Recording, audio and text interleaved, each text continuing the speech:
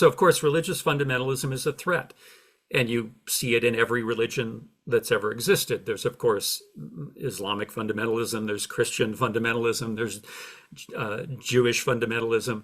Some of the more recent events and violence in Southeast Asia pointed out there's even Buddhist fundamentalism, which kind of took me by surprise. And of course, we want to oppose fundamentalism in the sense that fundamentalism means an assertion of an absolute truth that cannot be challenged, which leads to the belief that one has used to the right to use violence to enforce that ultimate truth. Well, there is religious fundamentalism. Bob, you're a good friend, and my late father used to have this cute definition of fundamentalism. A fundamentalist is someone who cannot tolerate the fact that someone anywhere is having fun. I always found that an interesting definition. Yeah. But please go ahead. Right. So we can identify fundamentalist forces in a lot of different arenas. One is religion. The other is what I simply called national fundamentalism. In the US, it takes this form of the greatest nation on earth rhetoric, the United States as a unique force for peace and democracy around the world. Of course, if I were living in Great Britain in the 19th century, it would have been, British national fundamentalism, the belief in the empire as that which brings civilization. And of course, national fundamentalism also tends to rationalize and justify the use of violence. After all, if you are in the right, and it's obvious you're in the right, you have to pursue that in whatever method is necessary.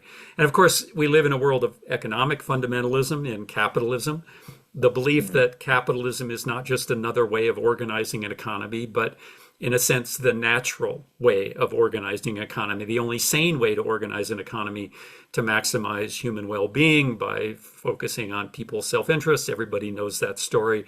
And the funny thing about economic fundamentalism is no matter how much it doesn't work, in other words, no matter how much capitalism doesn't deliver peace, prosperity, and human flourishing, the fundamentalists remain convinced and usually say what we need is then more kind of pure capitalism. So that's another thing fundamentalist systems have in common. When they don't work out very well, you simply double down on the claim of ultimate truth. The final fundamentalism, and in some way that which will prove most dangerous, is a phrase I borrow from my friend and co-author Wes Jackson, technological fundamentalism. This belief that all applications of high energy, high technology will make our lives better. Okay. And the funny thing about that technological fundamentalism is, of course, we now have a pretty clear record that high energy, high technology comes with unintended consequences. So we invent the internal combustion engine and we fuel it with petroleum, and that's great because you can be more mobile and you can do work that human beings don't have to do anymore. But of course, it results in climate change.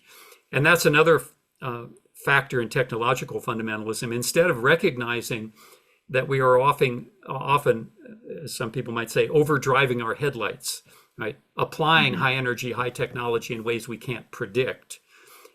When we do face these problems, we tend to double down on more technology.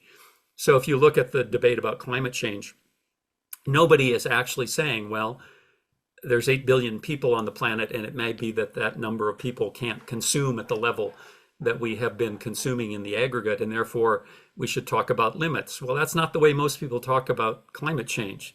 And here, I mean, not only on the right, but also on the left. Doesn't sound like a winning ticket in an election race, right? And that is one of the problems, of course, with fundamentalisms, is they do appeal to a certain aspect of human nature. That aspect of human nature that says, I'm part of the good group, and we have access to the truth, and we deserve to be in charge.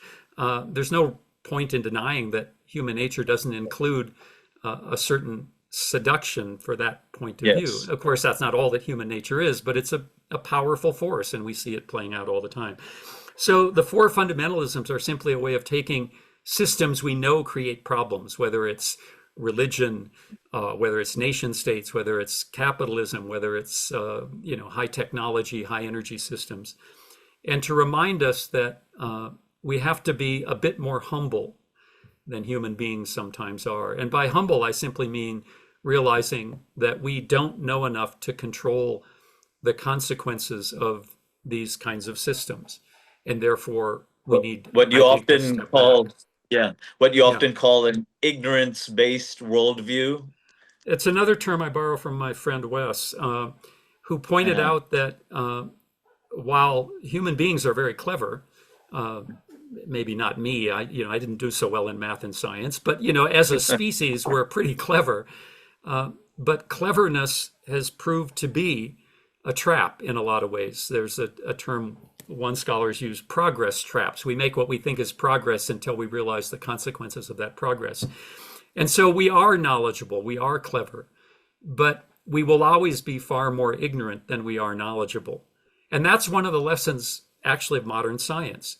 I think if one takes modern science seriously, you realize that the incredible expansion, let's say in the last 100, 200 years, in our understanding of how natural forces work should make us more aware of what we don't know.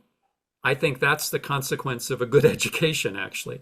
right. You mentioned Chomsky earlier, and Chomsky has done a lot of very important writing about the limits of science. Now, here's somebody who's a linguist, considers himself part of modern science, but always was aware of how we have to recognize our own limits as a species, not just as individuals or not just as cultures, but as a species. So back to the fundamentalisms, they're dangerous.